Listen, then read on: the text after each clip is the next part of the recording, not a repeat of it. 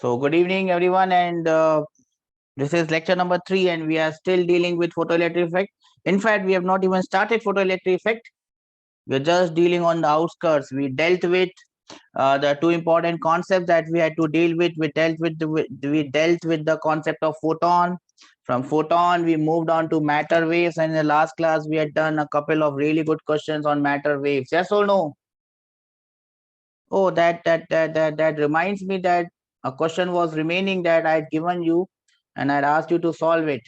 I just now saw it as I was going back in time in my time machine, and I got this question, and I still don't have the answer for this one. A particle of mass m at rest decays into two particles of mass m1 and m2 having non-zero velocities. What is the de Broglie wavelength? Lambda 1 by lambda 2. What is the answer? Anyone has the answer? Anyone has thought about it? How many of you actually? Sir, option C. Option C, one. How did you get it?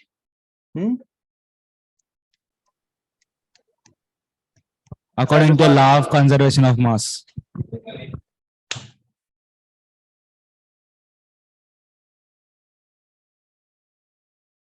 Law of conservation of mass. What is that law of conservation of mass? Tell me. Law of conservation of mass. Tell me what is the law of conservation of mass? Mass cannot be created, mass cannot be destroyed, mass can be transferred from one form to other. No. Sorry. Okay. It's not. Then what? It comes from where? Not law of conservation of mass. M2 is equal to 0. What, beta? I lost your voice. What? M1 V1 plus M2 V2 is equal to 0. Law of conservation of linear momentum, not mass. Solution. So how do you do this? See, you had a body of mass, let us say capital M. Now remember, this body was at rest when it exploded, and that is the most important aspect of this question. The body was at rest when it exploded. Now when it explodes into two particles, M1 and M2. Their masses are not same, their masses are different. Now let us assume that this body M1 goes like this with a velocity v1. This body m1 goes with a velocity v1. Now remember, the initial momentum of the system was 0. So the final momentum of the system should also be 0. The second body, though it will have the direction of momentum same, but the magnitude must be same. Let me call this as m2 and let me call the velocity as v2. The final momentum has to be same because the initial momentum was 0. So m1 v1 will be equal, or I should say m1 v1 plus m2 v2 will be equal to 0. So if I talk direction wise, momentum of body 1 or vector wise will be negative of momentum of body 2. But if I talk about the magnitudes are going to be same. M1 V1 magnitude wise will be same as M2 V2. Now here what matters is the magnitude of momentum, not the direction of momentum. And lambda is h by p. If the magnitude of momentums are same, the answer for lambda is same. So lambda will be in the ratio of 1:1, and that is the answer that we were looking at. Do we understand this, or this has gone above or that saying bye bye, I'm going, don't worry about me? So note this down. I'll give you 2 minutes to note it. Anyone has any doubts, please ask.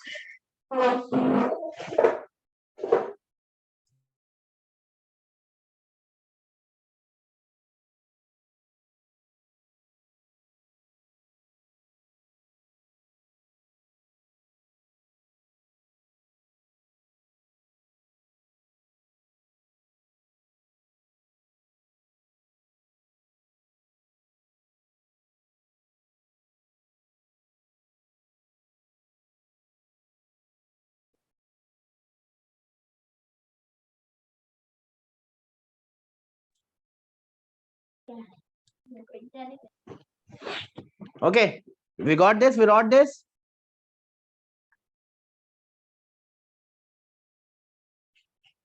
Yes or no? No, yes. Huh?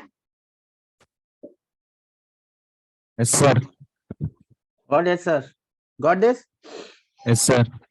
Okay, chalo. We move ahead. I want to start photoelectric equation as soon as possible, but every time I start it, I get something which I see as a potential question coming in your exam. So just note this down, because if this comes as a question and I just skip it, it would be not a good thing. So I've seen this question many times. So let us cover this. This is I can write this as a force exerted by a photon on a surface. So I can write this heading like this: force exerted by a photon, or force exerted by light falling on surface. So that is the heading you will write, and do it fast, beta, because as you know, we are short on time, and if I feel that I am getting very short, I will just skip something. If I Sir, skip your something, screen has stopped. I know. If I skip something and the same thing comes, that would not be good. So you must be quick. Must be quick in writing. So be quick. Okay. Force exerted by light on a surface. I've seen questions of this nature. That is how the questions start to look different.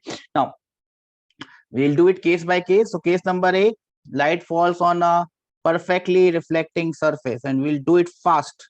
And I hope you understand it fast. Perfectly reflecting surface.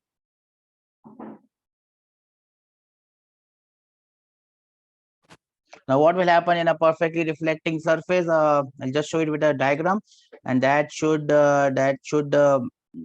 satisfy your concern. So write it fast. No, the diagram is black. You write black color, so I've got this black color. So what is going to happen is, as you can see, this ray of light looks very fancy. It does not move like this. They just wanted to show it in the form of a wave, and that is why they have shown it. So what is happening is, it is the ray of light is falling normally on this, and it is getting reflected normally. Do we understand this? Yes or no? Okay. Now, n number of photons, the number of photons falling on the body will be given to you. N numbers of photons are falling onto it. So n numbers of photons are falling like this, dhar dhar dhar dhar dhar, and they are getting reflected back, dhar dhar dhar dhar dhar. So the question is, what is the force exerted by the photons or this light falling on that surface? The area of the surface is A. Tell me the answer. Or the pressure exerted.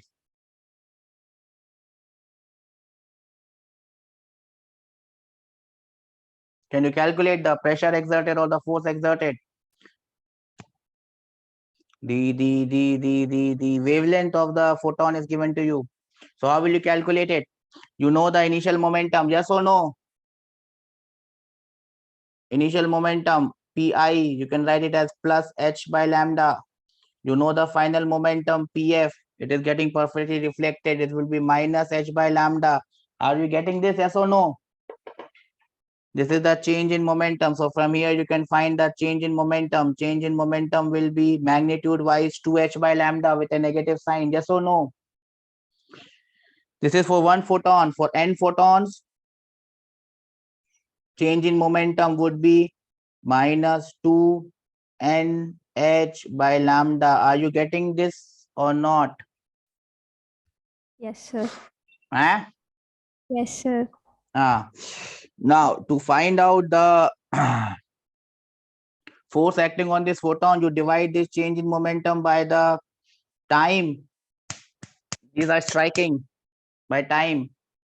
So it becomes, I'll just take out the negative sign, because negative sign only indicates the right hand. 2nh by t into lambda. This n by t is number of photons falling per second. Do we understand this? Yes, sir.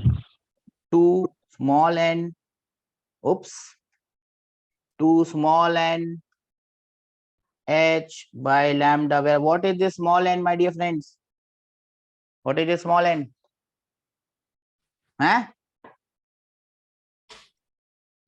What is this small n? This is number of Numbers of what? Photons Number of photons. falling per second. And if you remember, first day class, I told you number of photons falling per second will be this much, will be this much. Remember? Total energy by energy of photon. Yes, and if you remember it, it will be given in this form, P lambda by hc. Do you remember that? First class? Yes, Huh? sir. Yes, sir. You just put the value here, you will get a very exciting answer. This force exerted will be given by 2p by c, a very, very sweet answer. P is the power of the source and c is the speed of light, my dear friends. This is the force exerted on the surface. And if you find out the pressure is force divided by area. So 2p divided by AC, and this pressure, this PR is pressure, P is the power. So you can write it as 2I by C. So they might not give you lambda, they might just give you the intensity of light, and from there you can find out the force exerted 2I by C. Are you getting my point or not? Or is it going above or saying bye bye, bye bye, I'm going, don't worry about me? Huh? Yes, sir. Okay, note it down fatafat.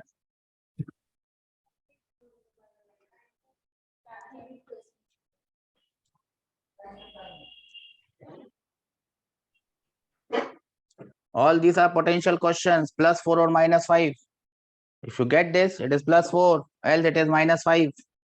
That means you lose 9 marks. That is how I calculate it.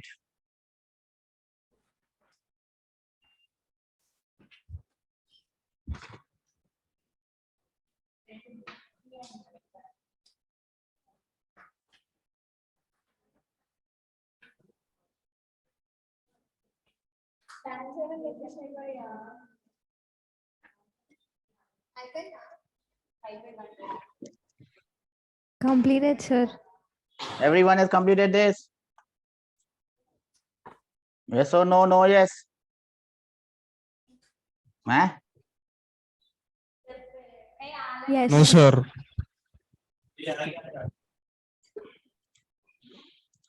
No, sir. No, sir is not a good answer, sir.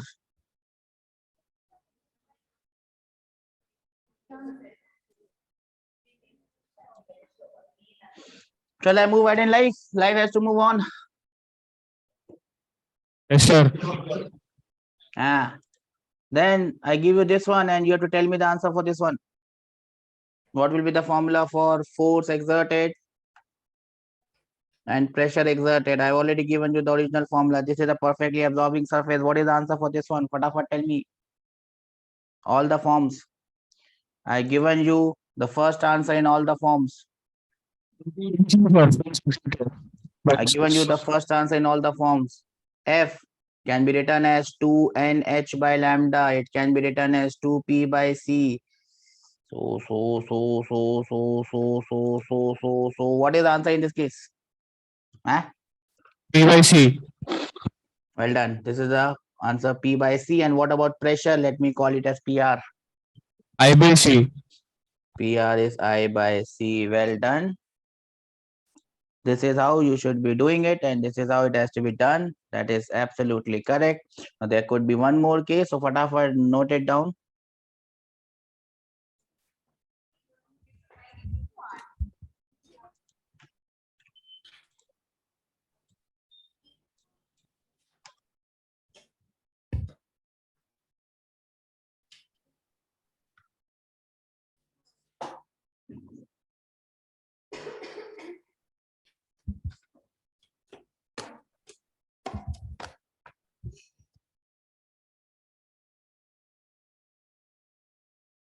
Completed, sir. The other class, girls, are we done? Please wait, sir.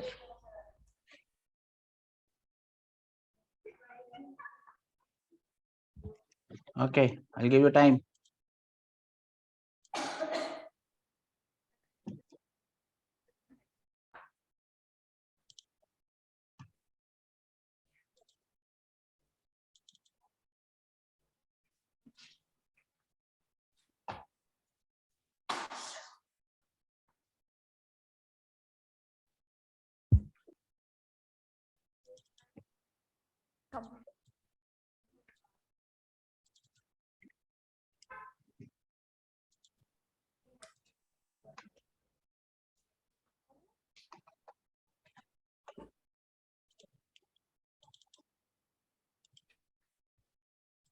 completed, sir.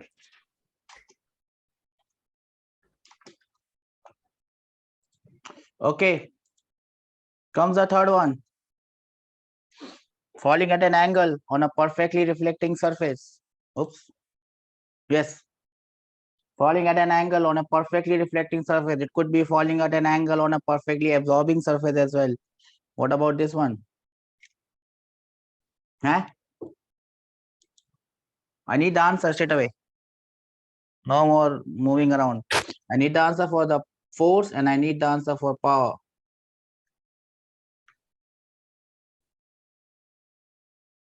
Here the angle, this angle is totally black, so I'll have to use a different color pen. So I shall use a white color, probably this would be good. This angle is given as theta. Do you understand this? Huh?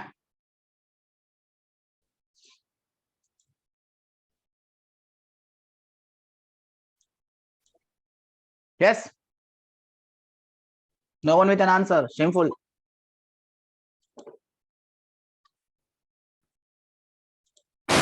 Why so much time? Time is a luxury that we don't have, bacha. The only thing that you don't have is time. Rest, everything is in your hands.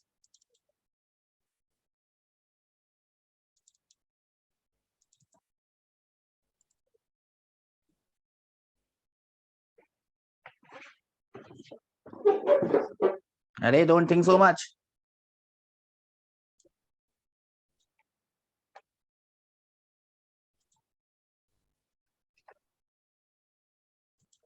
Shall I do it?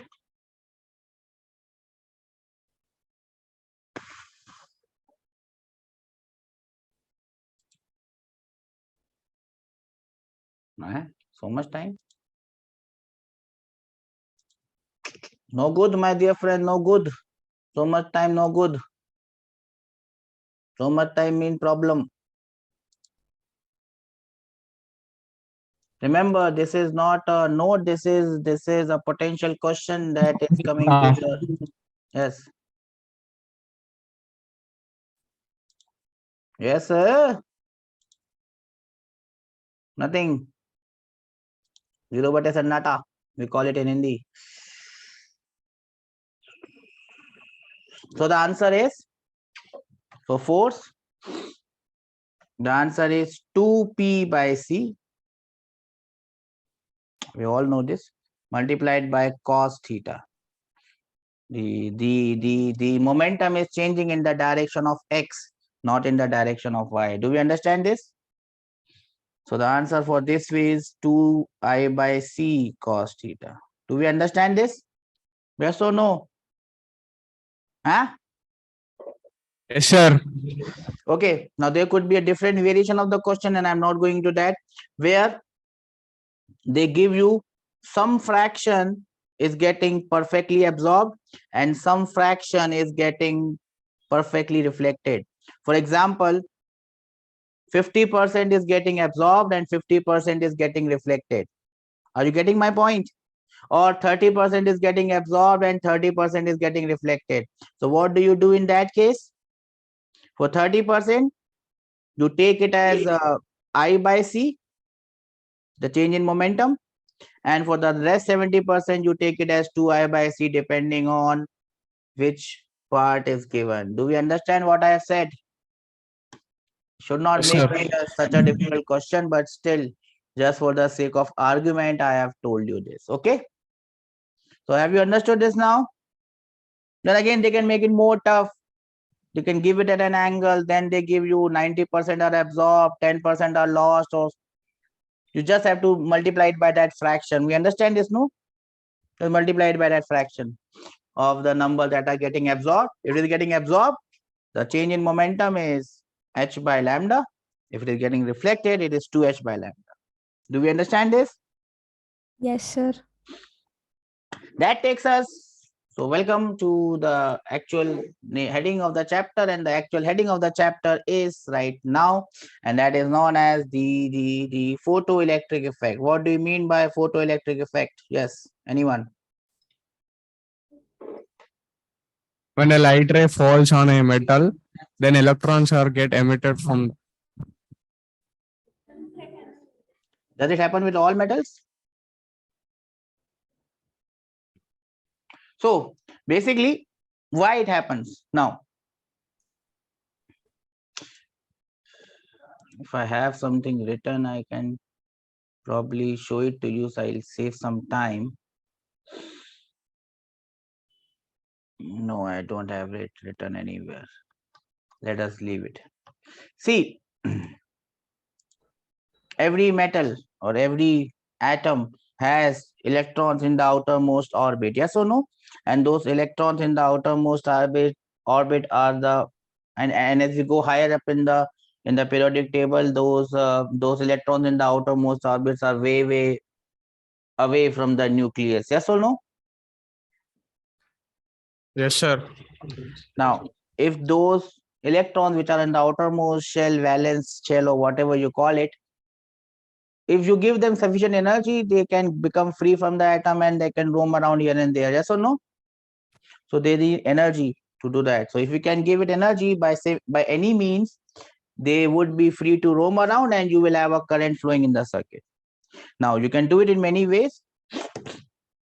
Here what you are going to do is, we understand that light consists of photons.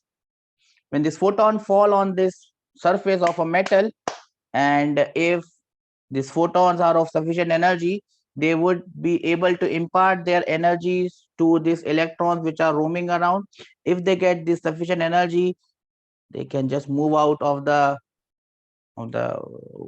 capture of that atom and move freely. That effect is known as photoelectric effect. The same thing could be done in a different way. I can heat the metal up. This effect is known as photoelectric effect because it is happening because of light falling in it. Photoelectric effect. I can do it in a different way. I can heat the metal up, which is going to come in the next topic. I can heat the metal up. By heating the metal up, I can give it sufficient energy. Then the electrons can become free. That is known as thermionic emission. What is it known as? Thermionic emission. I can do this in a different way. I can have this metal bombarded by a ray, by electrons, fast moving electrons. Then these electrons can collide and make one of the electrons move away. I can place this metal field in a electric field, and if this electric field is sufficient, it can make the electron go away. So these are different ways in which you can make electrons leave the parent atom and become free. Do we understand this? Yes, The sir. way that we are going to study here is, when light of suitable energy, suitable frequency, suitable wavelength, because we know that light consists of photons now. When light or electromagnetic radiations of suitable light, suitable wavelength, or suitable energy or suitable frequency, they fall on a metal surface, electrons are emitted. These electrons are known as photoelectrons. This effect is known as photoelectric effect, and this phenomena is known as, and this current is known as photoelectric current. Do we understand this? Yes, Yes, sir. sir. What? So I'll just show it to you, and then you can note it down and think this is from your module itself. And this is a very good explanation of the phenomena. I can't explain it any better. So remember, when electromagnetic radiation, when I say electromagnetic radiation, or when we say electromagnetic radiation, it could be anything, any wave, any light which falls on a metal on sufficient, it must be having a suitable wavelength. You may call it suitable wavelength, or you can call it of suitable frequency, or you can call it suitable energy, because all that matters is this letter energy. They must have sufficient energy. They must have sufficient energy that they are able to liberate. It's like a liberation force. All these electrons are bound to the parent atom, parent nucleus. They are like slaves. They are like not free. Like we were before 1947, we are bound to the British. These radiations are liberators. They fall on these electrons and they liberate them. They can liberate them if they have sufficient energy. When it falls on a metallic surface, electrons are sometimes emitted. This phenomena is known as photoelectric effect. The electrons which are emitted are known as photoelectrons. The current which is established is known as photoelectric current. Do we understand this? Is as simple as it gets? In very, very simple terms, we have explained this. This effect was discovered by Hertz in the year 1887. So it was way back he discovered this. I hope we understand this. Yes or no? No or yes? Yes, sir. Give you 2 minutes to note this down. You have to note this down. You have to draw this diagram. In this chapter, there is only one thing that you have to understand is the diagram and 3 or 4 graphs. That's it. And one equation. That's it.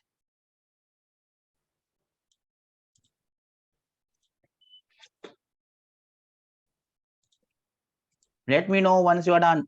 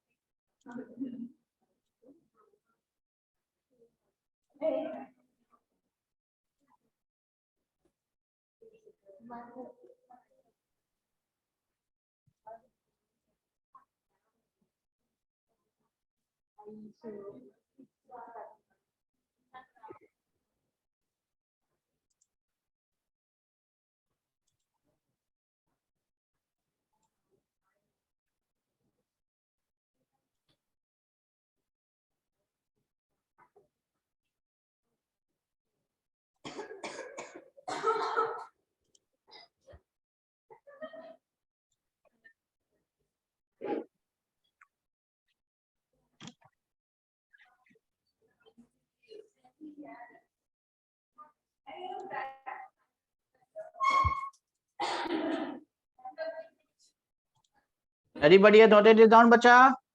Completed, sir.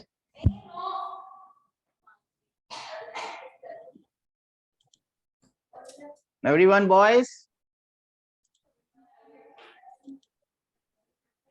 Completed, sir. Okay. Now, we must understand that this chapter is all about understanding the different terms. We have understood 2 terms, and the third term that is going to come is known as work function. Now, anyone has heard about this term work function? Anyone knows about this term work function?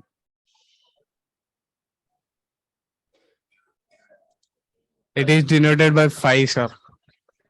Okay, it is denoted by 5. Well done. What does that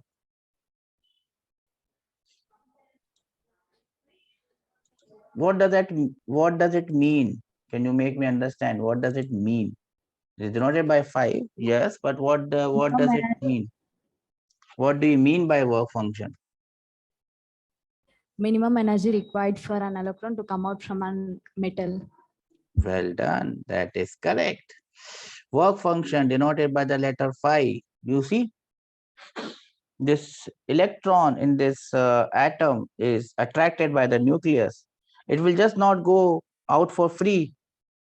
It is getting attracted by the nucleus. So you need some minimum energy that must be imparted to make the electron free.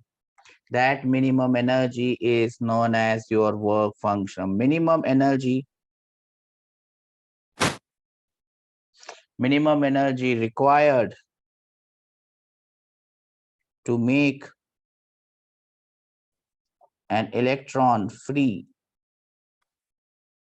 from the surface of a metal is known as its work function. You can denote it by phi. You can also denote it by W, work function. Doesn't matter. Now, for whatever metals, this work function is less. You need less energy. Those are known as photosensitive materials, photosensitive metals. Do we understand this? Minimum work function. Now, as soon as we understand this minimum work function, so you need minimum energy. Yes or no?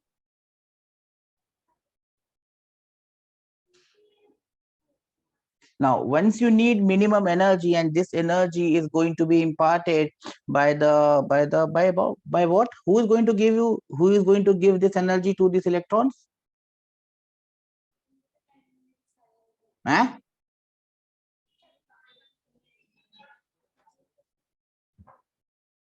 Who is going to give this energy to electrons? Me, you, who? Electromagnetic radiations. Those electromagnetic radiations which are falling on the metal surface, they are going to give it energy. And now we understand that those electromagnetic radiation or light, they consist of photons. Yes or no? So these photons or these electromagnetic radiations must have some minimum energy. That means they must have some minimum frequency. Threshold energy or threshold frequency. That is the next term that we are going to understand. And this is threshold frequency. Threshold frequency. F naught. What is this threshold frequency, F naught? Frequency required by metal to emit electron. Minimum energy of, no, not minimum energy, probably. I should not use minimum energy. Minimum frequency of radiations, or you can say photons falling on a metal surface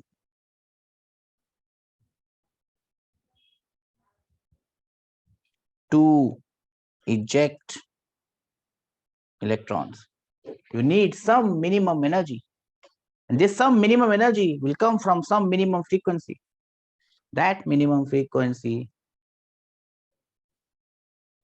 is known as your threshold frequency. And then you can relate, my dear friends, you can relate this phi or W with this F naught. How will you relate them? Huh? How will you relate them? And we just have seen this. How we can relate them? W equals to Or phi equals to, yes, HF naught. HF naught. Very good. W of phi equals to HF naught. Well done. As soon as we understand that there is F naught or there is a threshold frequency, here also we must understand if the frequency of falling radiation, very important point. Remember, this chapter only consists of 2 or 3 points. If you understand them, we are done. If the frequency of falling radiation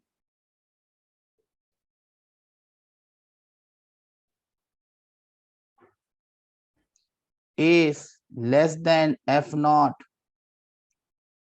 there is no emission, no photo emission, no photoelectric effect. Do we understand this? Remember this small point implies the frequency of the radiation must be greater than F naught, else nothing happens. Nothing happens. That is one of the aspects that tells us that light is a particle. Light has particle nature because of this phenomena. And we will see it. Don't worry about this. As soon as we have this threshold frequency, have you noted it down, Bacha? Yes, sir. Everyone? Unless until No, I sir. get yes from both sides. Remember, I am not going to rush.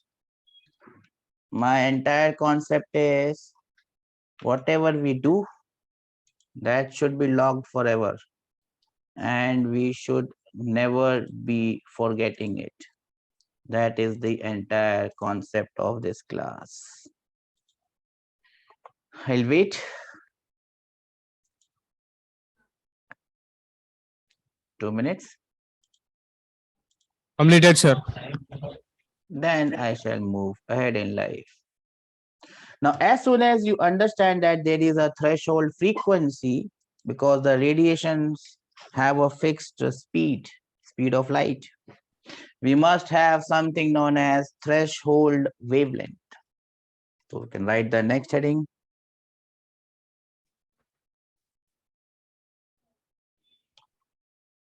Threshold wavelength.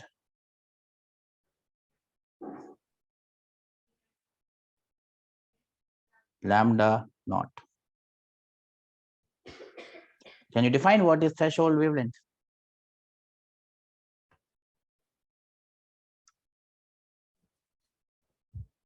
Anyone? Huh?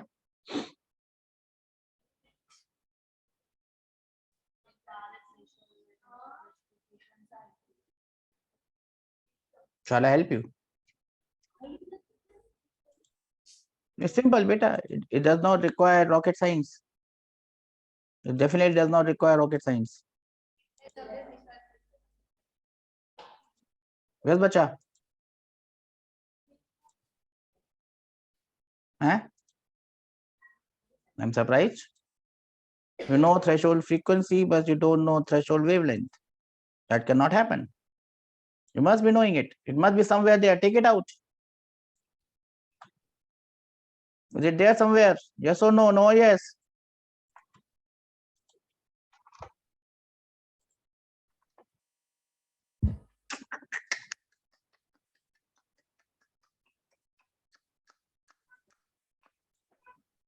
Frequency was minimum. Then what about the wavelength? Remember, V is equal to F lambda. Frequency is minimum. So what about wavelength? Maximum wavelength. Maximum wavelength of falling radiations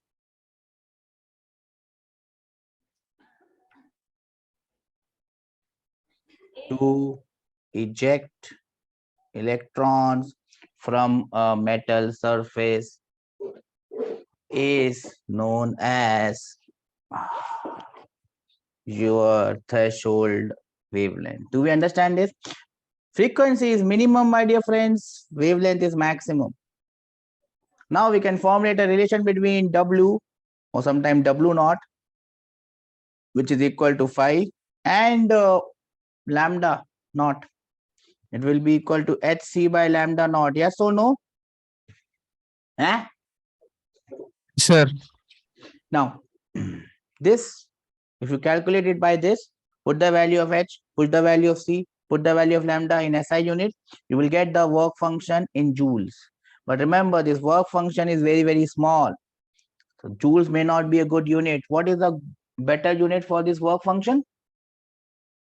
Electron volts. So work function in electron volts. If we have to calculate, can straight away use this shortcut 12,375 1400 lambda in strengths. in Armstrong unit, or you can still use it 12,400 divided by lambda in Armstrong unit, and your answer will come in electron volts. Do we understand this? Yes, sir. This is how we understand threshold frequency and threshold wavelength. I will end this class here with a diagram that we will have to study this diagram to study the photoelectric effect, and I'll show you this diagram. I'll give you this diagram. Anyways, we'll do it in the next class. No point, you will not be able to draw this diagram. So we will be starting with the diagram in the next class. This diagram will give us the experimental study of your photoelectric effect. I think this diagram is given in your sheet also. I mean, in your what you call it? In your module also, this diagram is given. It looks like this. If I can tell you, it looks like this. So I might use this diagram. I might use some other diagram depending on what I feel good about to explain. So we will be starting with this diagram. This is the experimental setup to study photoelectric effect. How do we study photoelectric effect? By this experimental setup. So we will start with this, and then we will move on. Probably in 1 or 2 days, we should be able to finish this. So I'll end up my class here on photoelectric effect. And remember, one question can definitely come from this part. And most probably that will be a question based on theory and graphs. So we'll be covering them in any case. Take care. If you have any doubts, you can ask. Else, take care. God bless you all. Bye-bye. We'll start with this diagram. May not be this one because it just looks complicated. It just complicates my head. So I'll give you a simpler diagram which does not complicate my head. Because if it complicates my head, I will not be able to explain. Bye-bye. Bye, sir.